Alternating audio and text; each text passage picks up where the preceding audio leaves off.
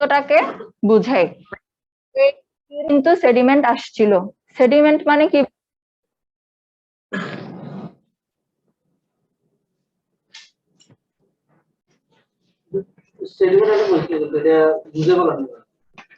কি বুঝাই বলি নাই? স্যার ফুল টার্ম কি ছিল? ফুল টার্ম বলেন। হ্যাঁ, তো এখানে সেডিমেন্ট মানে কি ছিল? ইএসআর পরীক্ষাতে কি জমা হয়, কি জমা হওয়ার কারণে আমরা বলতেছি যে ইএসআর এর মান এত আসছে।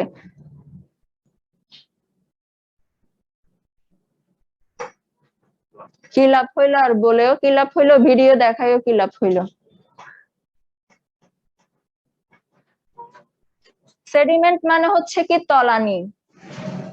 কোনো কিছু রাখার পরে যে তলানিটা যেটা জমে যায়, যে তলানিটা বসে, যেমন পানি আর বালির মিশ্রণে বালিটা পানির মানে নিচে গিয়ে কোন একটা পাত্রে বালি আর পানি যদি মিক্সড করি, বালিটা নিচে বসে যাবে না? ওই যে বসে যাওয়া, এটাকে বলা হচ্ছে বালির সেডিমেন্ট, মানে তলানিটা। রেড সেলগুলো নিয়ে তলানিতে বসে যাওয়া, বসে গেলে যে হাড়টা পাওয়া যায় তাকে সেডিমেন্টেশন বলা হয়। হ্যাঁ, তো বললেন যে বুঝাই বলি নাই। মাইন্ডে কাজ করছে। তো মাইন্ডটা কাজ না করলে কি ডিরেক্ট এভাবে বলবেন বুঝাই বলি নাই? বলবেন যে ভুলে গেছি বা মনে পড়তেছে না। আচ্ছা, তাইলে সেডিমেন্ট আমরা নরমালি কি প্রস্রাব করার সময় এখানে কোনো কিছু তলানি, কোনো একটা পাত্রে যদি নিই, এটা থেকে কোনো ধরনের তলানি জমবে? খালি চোখে জমে না। তাইলে সেডিমেন্টটা থাকবে নীল, মানে সেডিমেন্ট নাই, এখানে কোনো তলানি জমে না। কোনো ধরনের তলানি না জমলে এটাকে বলা হচ্ছে নীল।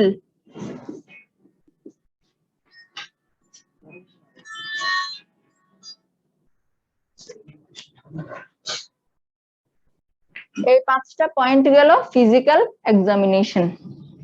এই পার্ট শেষ, ফিজিক্যাল এক্সামিনেশন শেষ। তাহলে রুটিন এক্সামিনেশনের আন্ডারে ফিজিক্যাল গেল, আরেকটা কি আছে? Chemical examination. এতটুকু শেষ হয়েছে?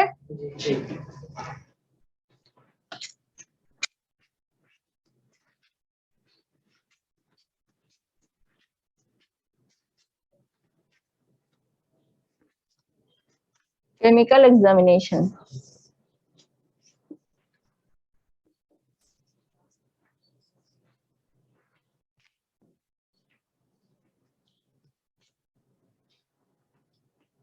আচ্ছা, কেমিক্যাল এক্সামিনেশনের ফার্স্ট পয়েন্ট পিএইচ। হ্যাঁ,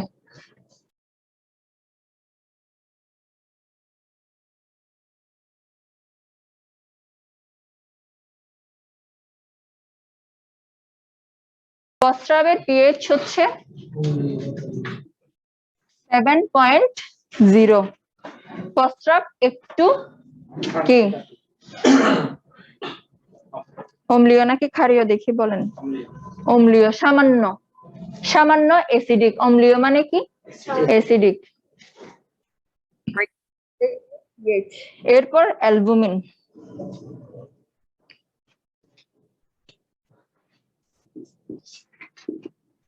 এগুলো কিন্তু আমরা সবগুলো লিখতেছি কি নরমাল পয়েন্ট গুলা, প্রস্রাবের নরমাল ক্যারেক্টারিস্টিক্স, নরমাল পয়েন্ট গুলাই, মানে প্রস্রাবের নরমাল বৈশিষ্ট্যগুলাই লিখতেছি।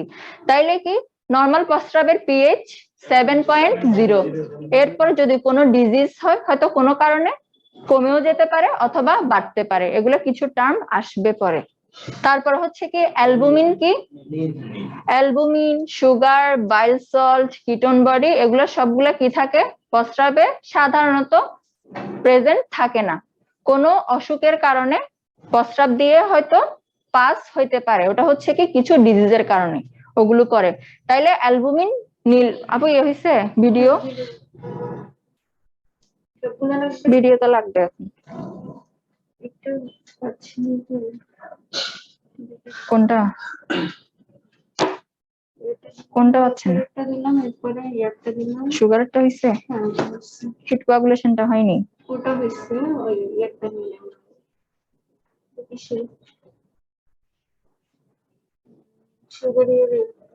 বেনেডিক্ট।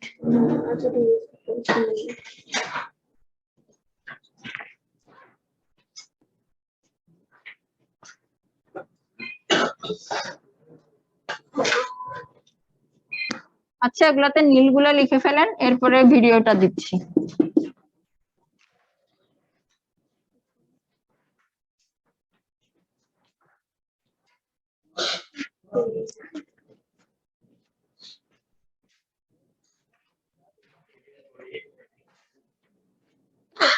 কিটোন বডি এটা হচ্ছে কি ফ্যাটি অ্যাসিডের আরেকটা নাম। ফ্যাটি অ্যাসিডকে ভাঙলে আমাদের শরীরে ফ্যাটি অ্যাসিড প্রডিউস হয় লিভারে। তো ফ্যাটি অ্যাসিডটা যদি কোনো কারণে ভাঙে তাহলে ওখান থেকে প্রডিউস হয় কিটোন বডি। কিটোন বডি গুলো নরমালি কি হয় রক্তে, মানে আমাদের শরীরে কিন্তু সবারই এই জিনিসগুলা নর্মাল লেভেলে আছে, এরপর হচ্ছে কি কোনো কারণে বাড়ে আর কমে।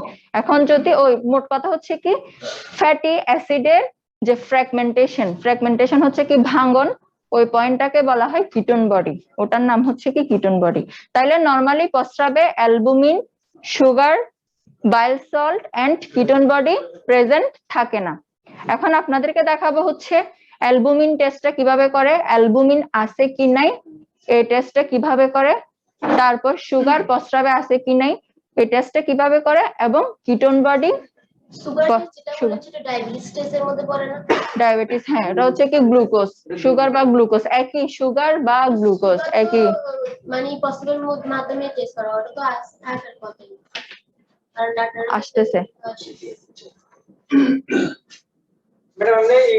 এটা আপনি যেটা বলছেন এটাকে একটা কন্ডিশন, মানে প্রস্রাব দিয়ে গ্লুকোজ কখন বের হয় কোন ডিজিজে, হ্যাঁ এটা হচ্ছে কি ডিজিজ। আমি এখন এগুলো যেগুলো দিচ্ছি এগুলো হচ্ছে নরমাল, প্রস্রাবে নরমালি এই জিনিসগুলো প্রেজেন্ট থাকে না, কোনো অসুখের কারণে বেশি যেতে পারে আবার কখনো অল্প অল্প যেতে পারে, বুঝা গেছে? হ্যাঁ, তাইলে অ্যালবুমিন যে টেস্টটা দেখি অ্যালবুমিনের জন্য, মানে প্রস্রাবে অ্যালবুমিনের প্রেজেন্স আছে কি নাই এই টেস্টটাকে বলা হয় হিট কোয়াগুলেশন টেস্ট। হ্যাঁ, টেস্টের নাম হচ্ছে হিট কোয়াগুলেশন টেস্ট। হ্যাঁ, এখানে অ্যালবুমিন আর ফসফেট দুইটা একসাথে দেখে ফেলা যায়। এরপরে সুগারের জন্য হচ্ছে বেনেডিক্ট টেস্ট।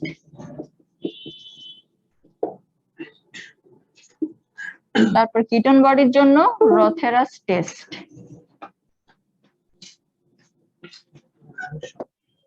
ইউরিনের ফুল এক্সামিনেশনের সুন্দর করে ওরকম ভিডিও দেওয়া নাই, এগুলো হচ্ছে কিছু ভেঙে ভেঙে টেস্ট, ওগুলো দেখাবো।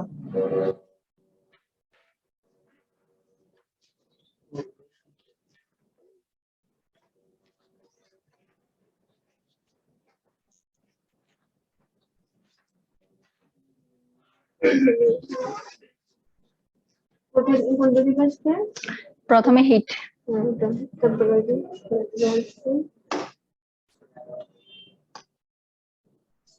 এরপরে কি সিরিয়ালি আসবে, তারপর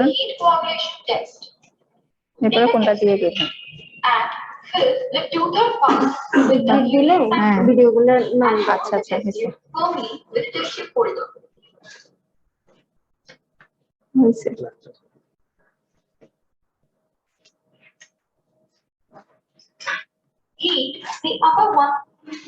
তাহলে এটা হচ্ছে কি যে টেস্ট, হ্যাঁ ঠিক আছে।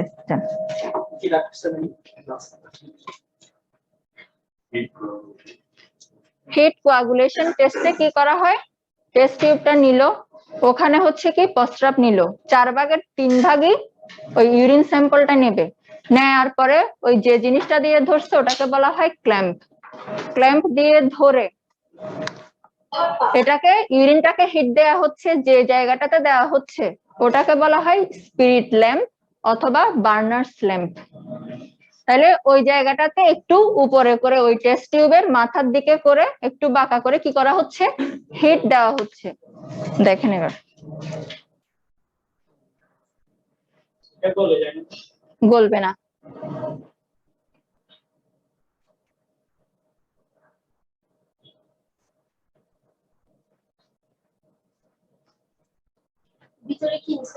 ইউরিন, হ্যাঁ ইউরিনটা নিছে।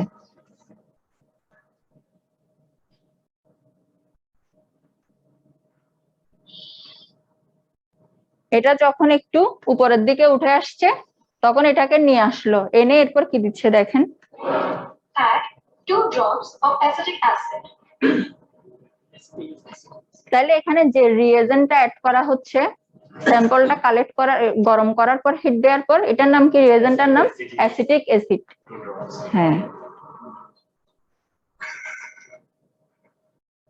এই অ্যাসিটিক অ্যাসিডটা মিক্সড করার পর এখানে একটা টার্বিট হয়, টার্বিট মানে হচ্ছে ধোঁয়া, ধোঁয়া উঠবে। এখন কন্টিনিউয়াসলি যদি ধোঁয়া উঠতেই থাকে তখন হচ্ছে কি বোঝা যায় এখানে অ্যালবুমিন প্রেজেন্ট, এটাই হচ্ছে হিট কোয়াগুলেশন টেস্ট।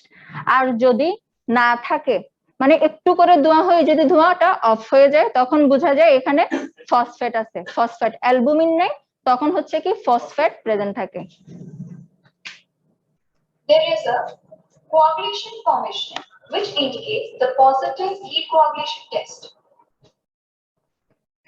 এটা এতটুকুই এই গেল, তাইলে কি হিট কোয়াগুলেশন টেস্ট, এগুলো লিখতে হবে না, এটা জাস্ট মনে রাখার জন্য নরমালি ভিডিওগুলো। তাইলে হিট কোয়াগুলেশন টেস্টটা কি ছিল একজন একটু বলেন। হিট কোয়াগুলেশন হচ্ছে আপনার ইউনিটের নিচে তো, ইউনিটে নেওয়ার পরে ওই রেটে ধরে কতটুকু নেই, টেস্ট টিউবে 4 ভাগের 3 ভাগ। হ্যাঁ হ্যাঁ, তারপরে স্পিরিটে যেটা দিই, মানে স্পিরিট ল্যাম্প, হ্যাঁ স্পিরিট ল্যাম্পটাতে ওটা উপরে দূরে ক্লাস আসছে গরম হবে, যখন মানে গরমে যখন তারাটা উপরে দিকে উঠে আসবে তখন তারপর ওখানে যে কেমিক্যাল যেটা আছে রিয়েজেন্টের নাম কি, অ্যাসিটিক অ্যাসিড। তাহলে যে রিয়েজেন্টটা অ্যাড করা হচ্ছে ওটার নাম অ্যাসিটিক অ্যাসিড। তারপর অ্যাসিটিক অ্যাসিড দেওয়ার পরে, তারপরে দেওয়ার পর যদি দেখা যায় যে ধোঁয়া যদি উঠতে থাকে, অনেকক্ষণ ধরে ধোঁয়া উঠতে থাকলে তাহলে এটা বোঝা যাবে যে এটার মধ্যে অ্যালবুমিনটা প্রেজেন্ট। ধোঁয়া যদি মানে হঠাৎ উঠছে আবার অফ হয়ে যায় তাহলে বোঝা যাবে এটা ফসফেট, বাট এটার দরকার নাই। তাহলে আমার মোট কথা আমি কি দেখতেছি, মেইনলি অ্যালবুমিন। তাইলে কন্টিনিউয়াসলি যদি টার্বিটটা হইতে থাকে, ধোঁয়াটা উঠতে থাকে, তাহলে আমার এখানে বুঝতে হবে অ্যালবুমিন প্রেজেন্ট। এই গেল হিট কোয়াগুলেশন টেস্ট।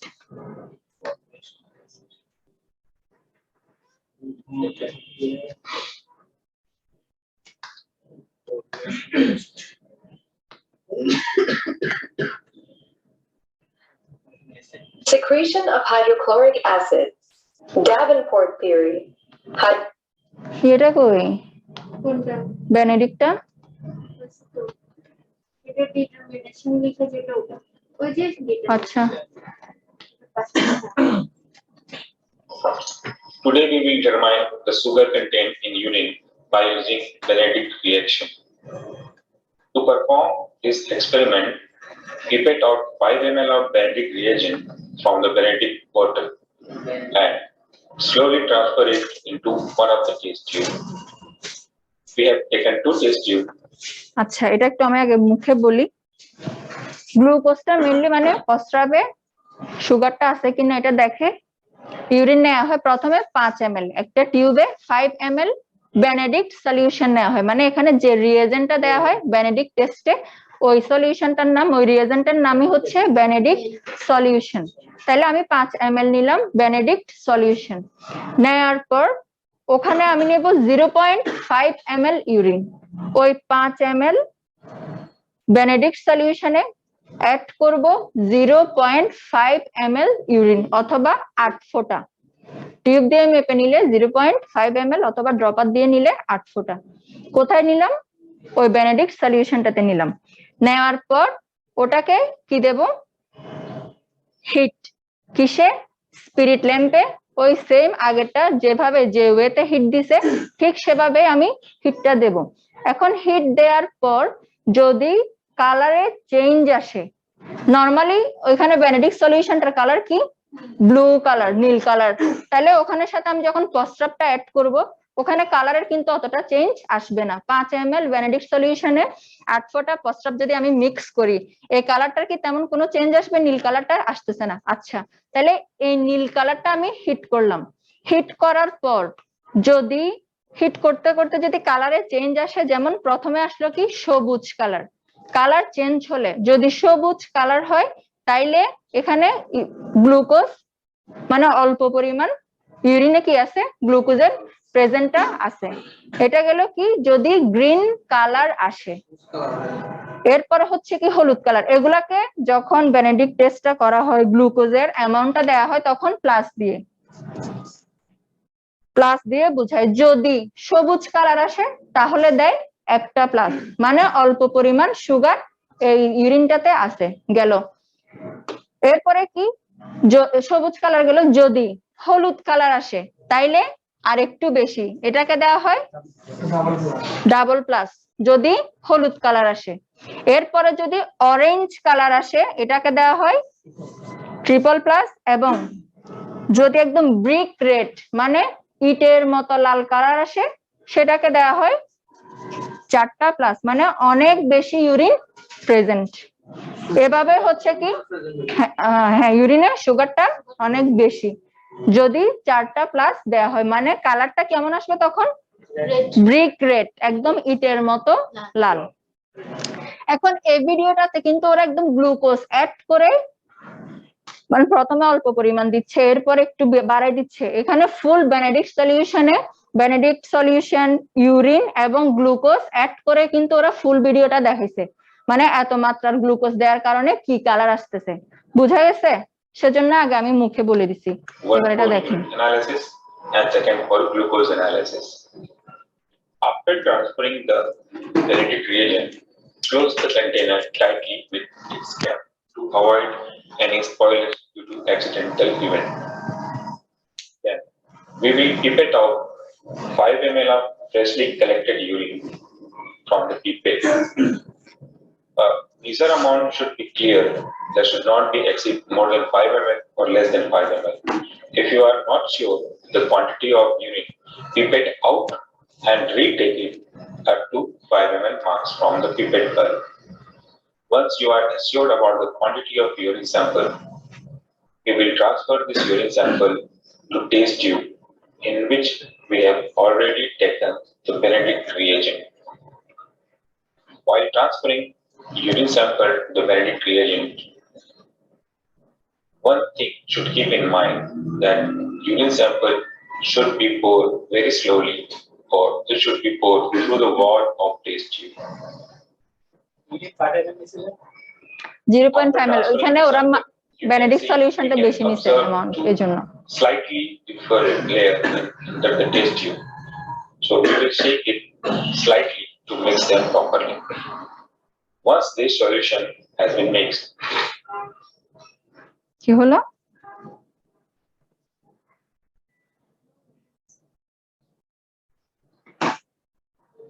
নড়ে গেছে মনে হয়। আপুকে ডেকে আনেন একটু। কর্তৃপক্ষ প্রেজেন্ট।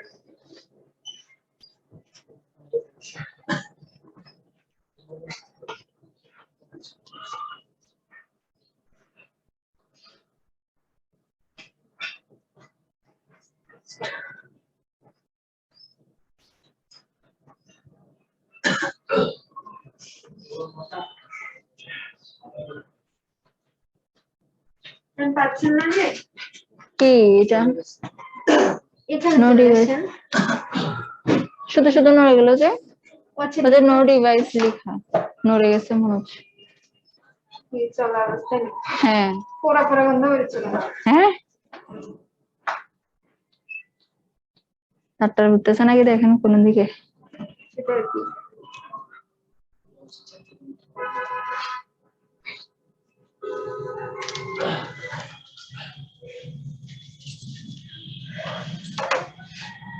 চলা অবস্থায় চলে গেছে।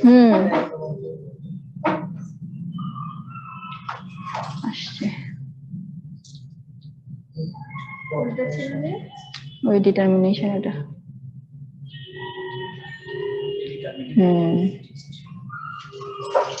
today we will determine the sugar content in urine by using Benedict reaction. To perform this experiment,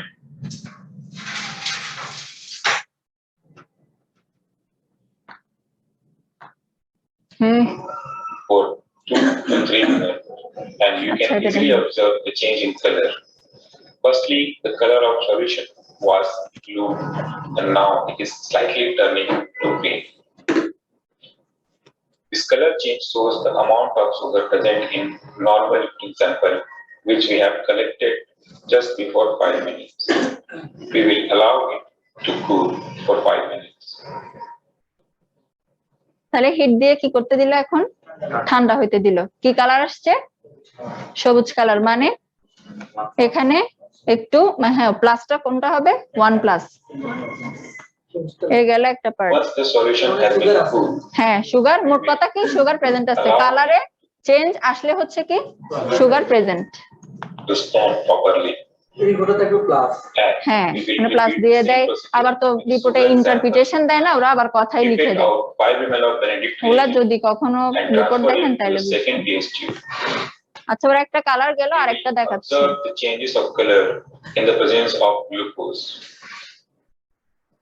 After transferring the solution of Benedict reagent, we will take 5 ml of glucose solution from the beaker. Here we are taking glucose just to show the effect.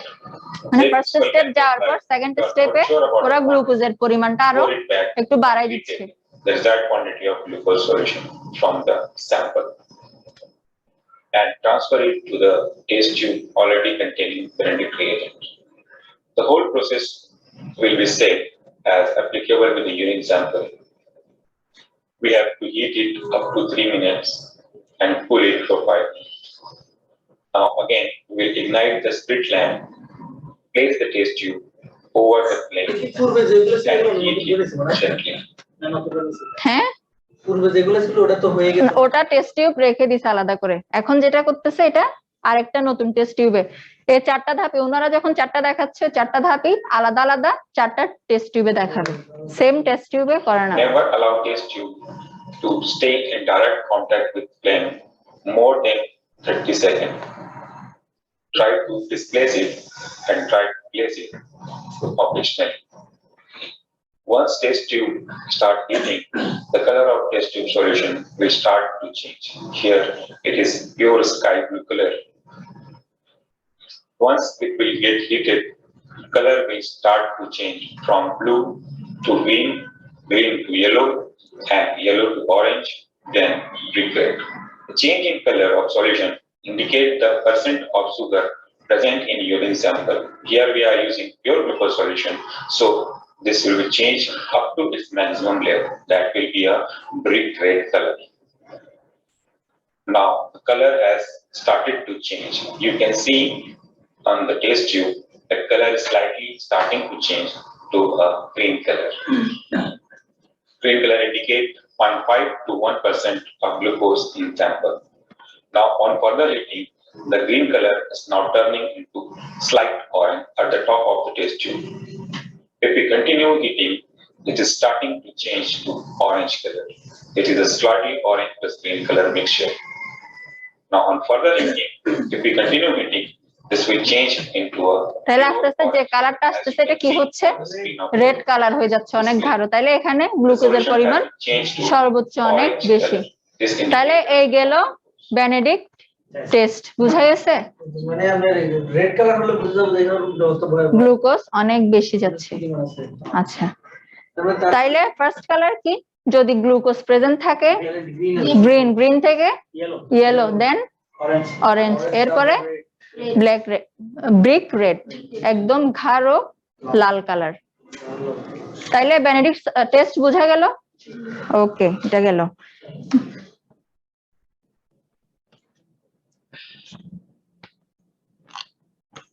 Next হচ্ছে রথেরাস test. এটাতে দেখা হয় ketone body. We are going to perform the Rotherham test for detection of ketone bodies in urine. The apparatus used for this test are test tube stand, measuring cylinder, and a test tube holder. The reagent used for this test are sodium nitroprusside, ammonium sulfate, and তাহলে এই যে 3টা জিনিস দেখাচ্ছে কি এগুলা? এখানে ইউরিনের সাথে কি অ্যাড করা হয়? 3টা রিএজেন্ট এখানে ইউজ করা হচ্ছে। 3টা রিএজেন্ট কি কি? একটা অ্যামোনিয়াম, একটা হচ্ছে অ্যামোনিয়াম সালফেট, তারপর আরেকটা হচ্ছে লিকুইড অ্যামোনিয়া। অ্যামোনিয়া একটা হচ্ছে অ্যামোনিয়াম সালফেট, আরেকটা হচ্ছে কি নরমাল লিকুইড অ্যামোনিয়া। এরপর আরেকটা কি sodium nitroprusside. Ammonia solution. Take a clean test tube and add 3 ml of urine sample.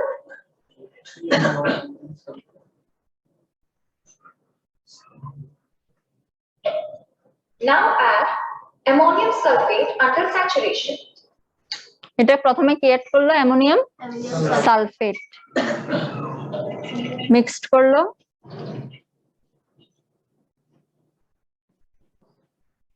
Lemon colour হয়ে গেল। ইয়েলো কালারটা আর একটু ডার্ক হয়েছে, গাঢ় ইয়েলো কালার।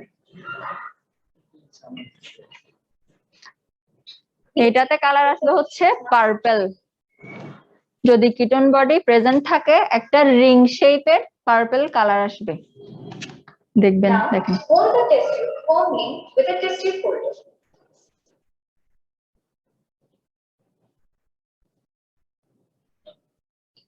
আবার ওই স্পিড দিব না, হিট কোড দেবে, এরপরে যে বাকি যে দুইটা রিএজেন্ট আছে এগুলো অ্যাড করবে। তাহলে এখন কি অ্যাড করতেছে sodium nitroprusside. 2 drops। Shake the contents well and slowly add ammonia solution dropwise to the side of the tube. Madam এটা ওগুলো mixed করার পর আমাদের জন্য প্র্যাকটিক্যাল উপর দেখলে তো হবে। প্র্যাকটিক্যাল আপনাদের প্যাথোতে প্র্যাকটিক্যাল আছে ওরকম? যদি মানে এখানে যদি দেখাই তাহলে ভাইয়ের সাথে কথা বলবেন আর কি। ওগুলা আলাদা প্যাথোলজিস্ট এনে দেখাইতে হবে এবং ল্যাবের এইসব জিনিসগুলা লাগবে, test tube holder, spirit lamp and যে রিয়েজেন্ট গুলা এগুলা লাগবে। এগুলো হচ্ছে কি কার কাজ? প্যাথোলজিস্টের কাজ। সো দেখাইতে হলে একজন প্যাথোলজিস্ট লাগবে। তো আমার পক্ষে তো এগুলো সম্ভব না, আমার কাজ হচ্ছে কি বুঝাই দেওয়া এন্ড ভিডিও দেখানো। এখন প্র্যাকটিক্যালে যদি আপনাদের দেখানোর ওরকম সিস্টেম থাকে তাহলে আপনারা ভাইয়ের সাথে কথা বলে নেবেন বা আমি কথা বলে দেখবো ওনার সাথে। উনি যদি ওরকম ম্যানেজ করতে পারে প্যাথোলজিস্ট এনে আপনাদেরকে দেখালে দেখাই দিবে।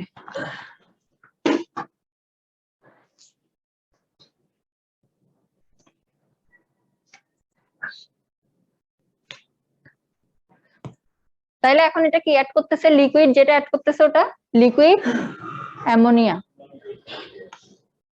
We see there কি is হলো? a ring formation which indicates তাহলে ফার্স্টে নিল ইউরিন, তারপরে কি অ্যাড করলো অ্যামোনিয়াম সালফেট।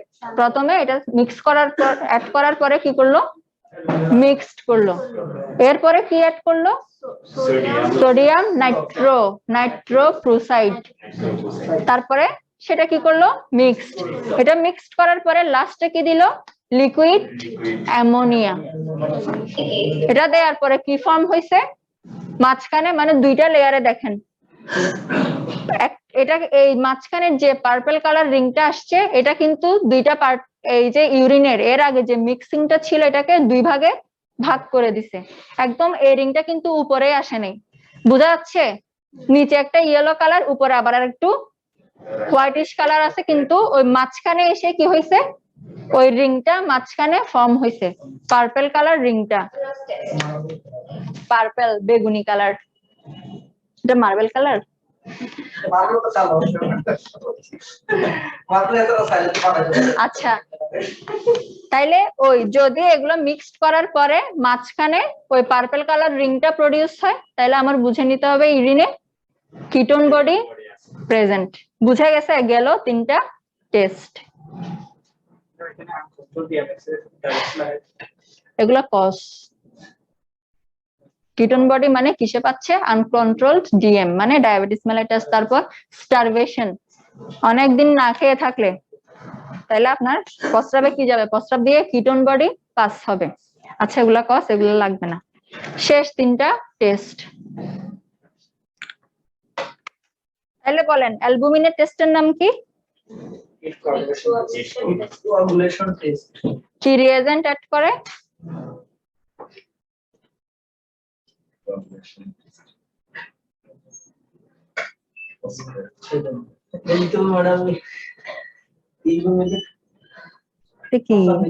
কিভাবে করছে? বুঝা যাচ্ছে এটা কিভাবে করলো উনি?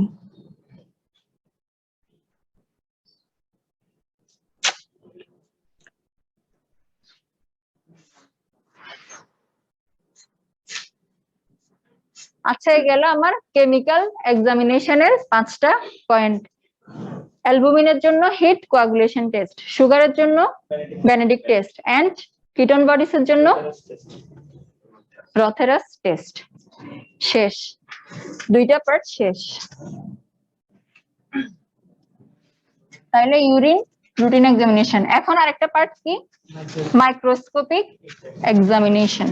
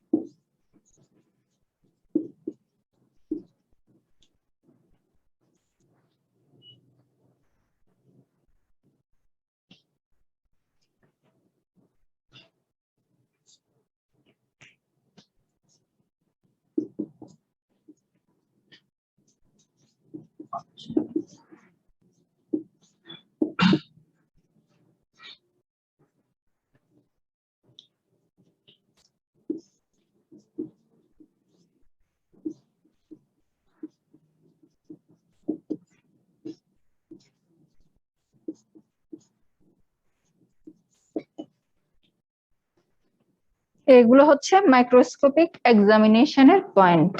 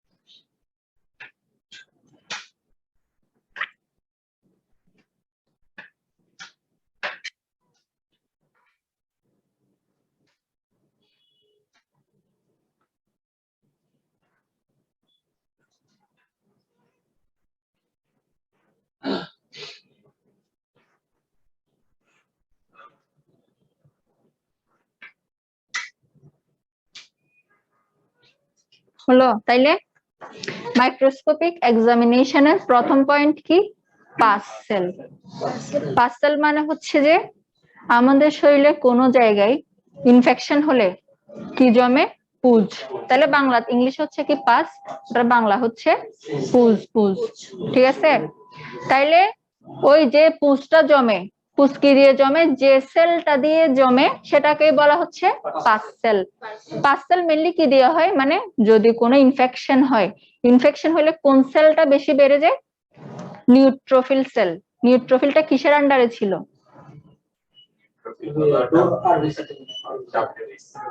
আরবিসি না, মাইন্ড ঠিক নেই। আচ্ছা, তাইলে ডেড নিউট্রোফিল সেলকে বলা হয় পাস সেল।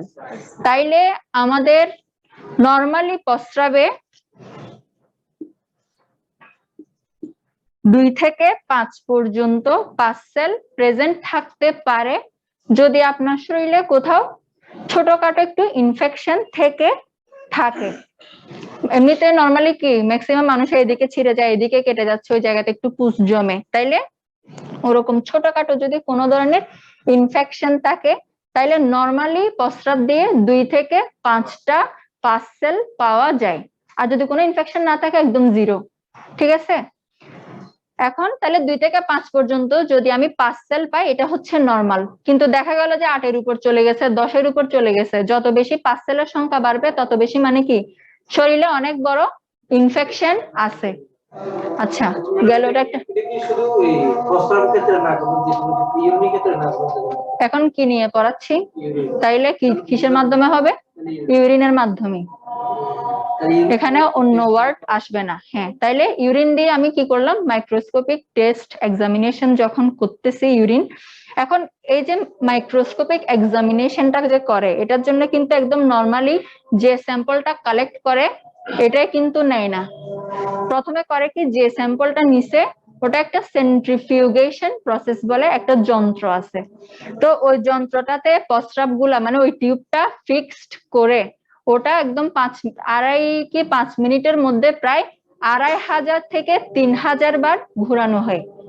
ঘুরাই ওই নর্মাল প্রস্রাবটাকে একটু কনসেন্ট্রেটেড হয়ে আসে। ওটা যখন অনেক বেশি ঘুরে ওটার যে নর্মাল যে ঘনত্বটা ওটা আর একটু বেশি হয়ে যায়। ওখান থেকে জাস্ট কিছু ড্রপ নিয়ে একটা স্লাইডে ওই ড্রপ গুলা রেখে ওটার উপর আরেকটা স্লাইড দিয়ে তারপরে দেয়া হয় কিসের নিচে, মাইক্রোস্কোপের নিচে। এরপরে হচ্ছে কি বাকি এক্সামিনেশন গুলা করা হচ্ছে। তাইলে ওই স্যাম্পলে যখন আমি 2 থেকে 5টা পাস সেল পাবো ওটা কি থাকবে, 2 থেকে 5টা পাস সেল পাওয়া গেলে ওটা কি, ওটা কোনো অ্যাবনরমালিটিস না, এটা হচ্ছে নরমালিটিস। এর বেশি গেলে তাইলে হচ্ছে কি অ্যাবনরমালিটিস। এরপরে হচ্ছে এগুলো বাকি কাজ।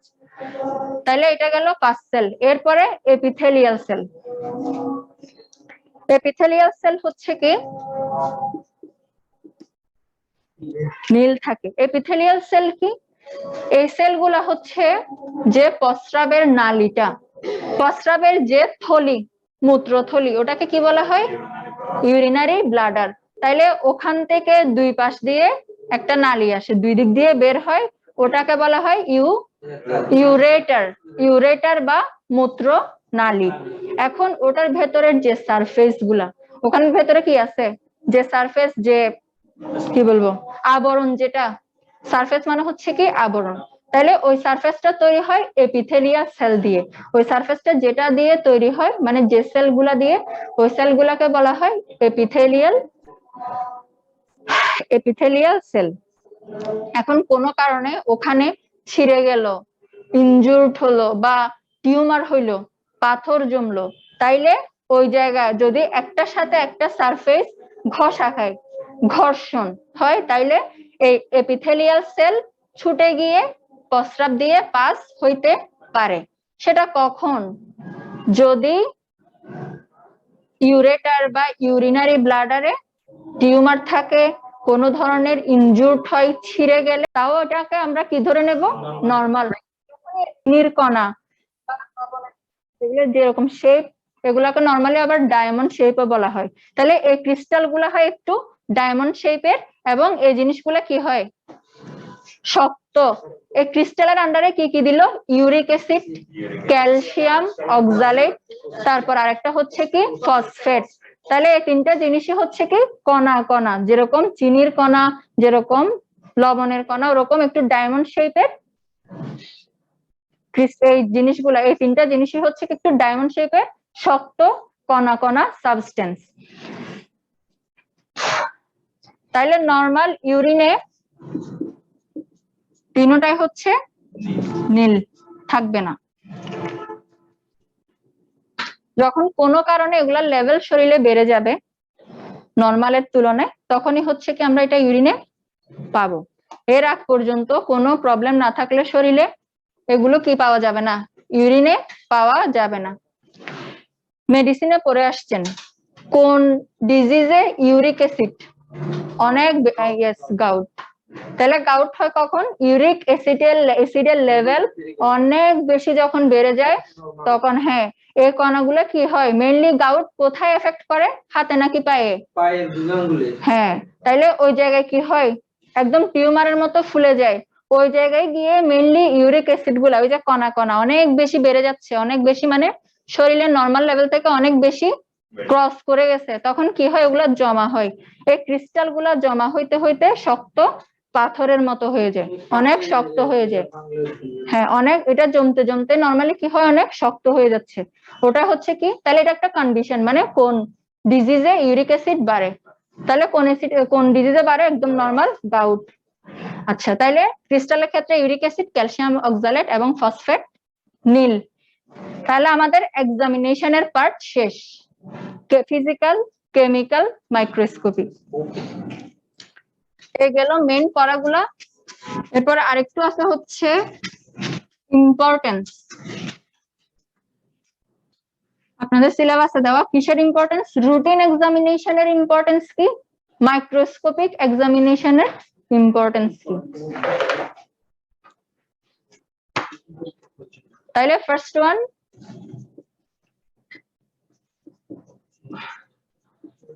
ইম্পর্টেন্স অফ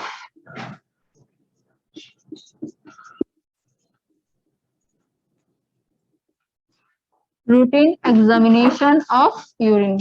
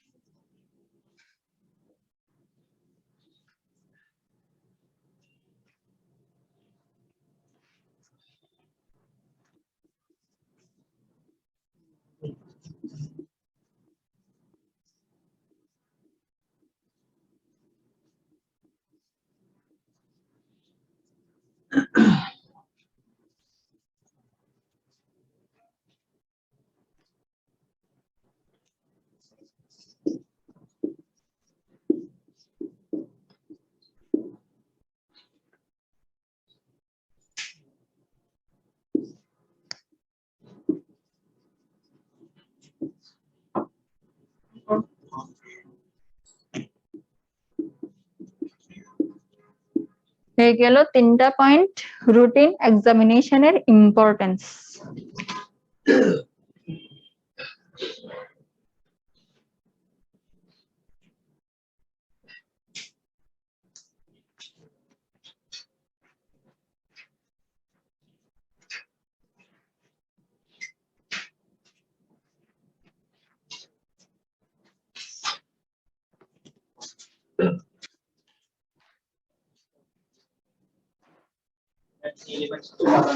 হ্যাঁ,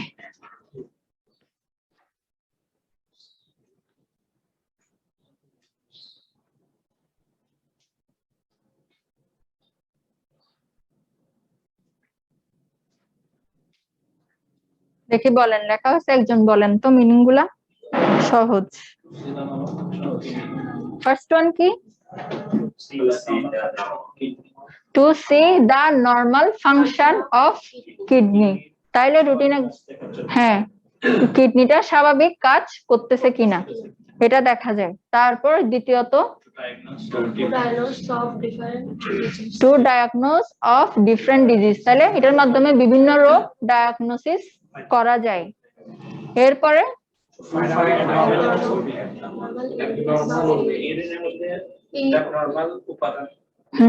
যে আমরা কি কি যে এলিমেন্টস গুলাকে, যেমন কয়েকটা এলিমেন্টস এর নাম বলেন। ইউরিক অ্যাসিড, তারপর ইউরিক অ্যাসিড কেন এখানে আসবে? ইউরিক অ্যাসিড কিসের ছিল? মাইক্রোস্কোপিক। এটা কিসের? Routine examination.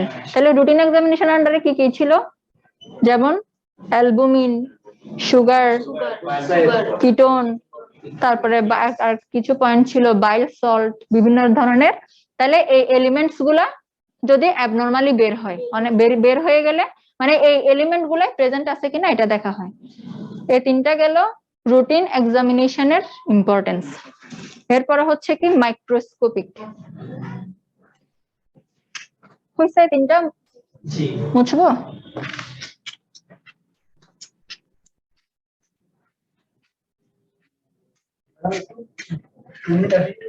হ্যাঁ আসেন।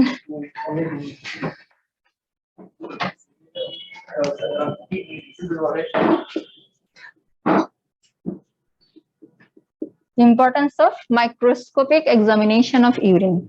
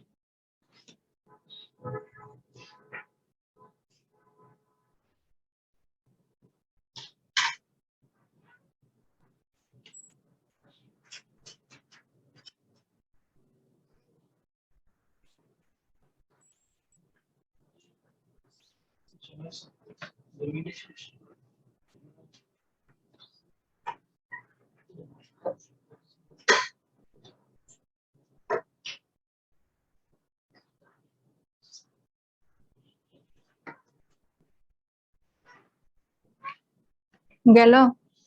দেখি বলেন এবার এই দুটা বলেন।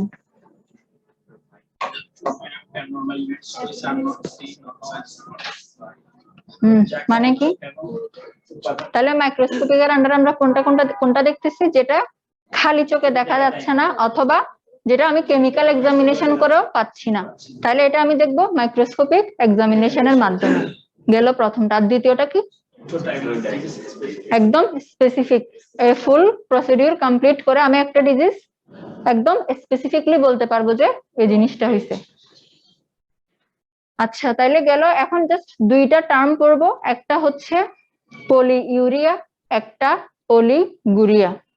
সেটা হচ্ছে আমাদের নরমালি ইউরিন আউটপুট হয় 800 থেকে, মানে ডেইলি 24 আওয়ার্সে 800 থেকে 2000 মিলিলিটার 24 আওয়ার্সে নরমাল ইউরিন আউটপুট একজন সুস্থ মানুষের। এখন যখন কোন একজন মানুষ এর চেয়ে বেশি প্রস্রাব পাস করবে, মানে যার বেশি প্রস্রাব হবে, ওই টার্মটাকে বলা হয় পলিইউরিয়া। আর যদি এর থেকেও কম হয়, একদম প্রস্রাব অল্প অল্প করে, সেটাকে বলা হয় অলিগুরিয়া। আরেকটা টার্ম আছে, সেটা হচ্ছে অ্যানোরিয়া। অ্যানোরিয়া মানে একদম অ্যাবসেন্ট, দিয়ে মনে রাখে অ্যাবসেন্ট। অ্যানোরিয়াতে ফুল প্রস্রাব কি হয়ে যাবে, বন্ধ হয়ে যাবে, এটাকে বলা হয় অ্যানোরিয়া। তাহলে আমাদের ওটা দরকার নেই, আমরা জাস্ট দুইটা টার্ম পড়বো, একটা হচ্ছে পলিইউরিয়া আর একটা অলিগুরিয়া। এই শেষ হয়েছে দুইটা। তাহলে পলিইউরিয়ার কোন ডিজিজে বেশি প্রস্রাব হয় দেখি বলেন, বেসিক নলেজ থেকে বলেন কোন ডিজিজের পেশেন্ট বেশি প্রস্রাব করে? ডায়াবেটিস, একদম 1 নাম্বার কজ।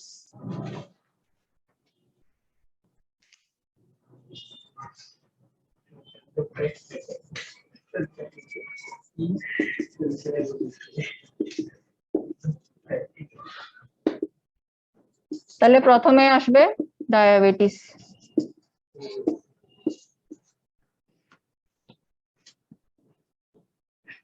পলিইউরিয়ার বাংলাটা পাশে লিখে রাখেন, বেশি প্রস্রাব পাস হলে এটাকে বলা হয় পলিইউরিয়া।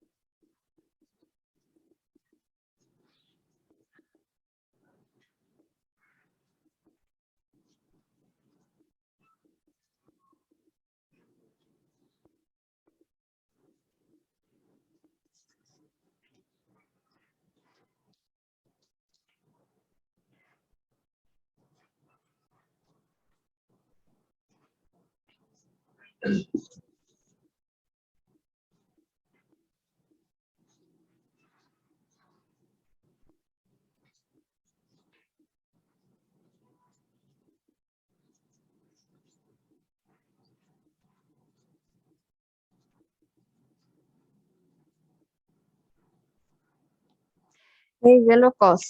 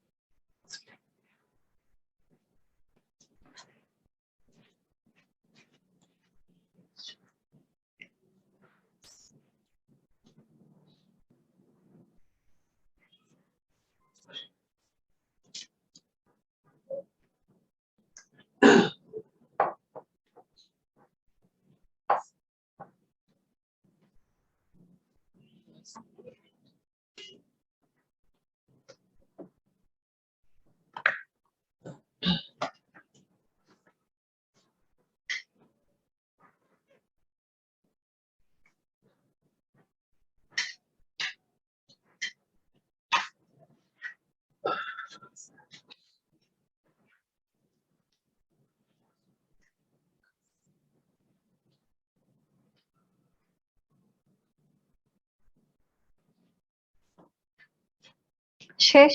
তাইলে কোন কোন ডিজিজে হতে পারে? প্রথমটাই হচ্ছে কি একদম মেইন এবং ইম্পর্টেন্ট, একটা হচ্ছে ডায়াবেটিস। তারপর দ্বিতীয়ত এক্সেসিভ ফ্লুইড ইনটেক, মানে অতিরিক্ত পানি খেলে।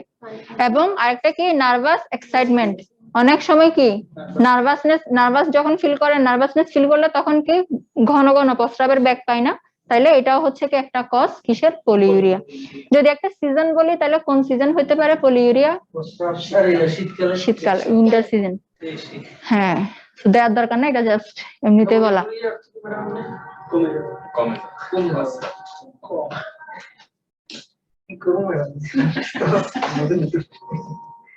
আচ্ছা, তাহলে অলিগোরিয়ার একটা কজ কি, নেফ্রোটিক সিনড্রোম।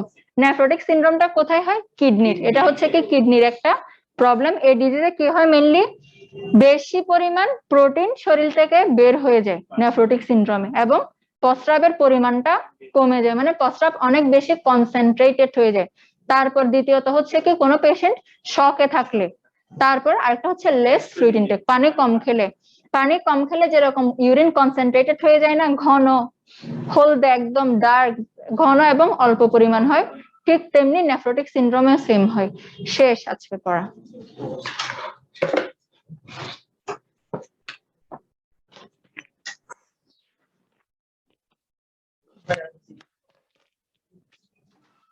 এটা একদম প্রস্রাব করে Anuria. ক্যানুরিয়া Poly, A and U.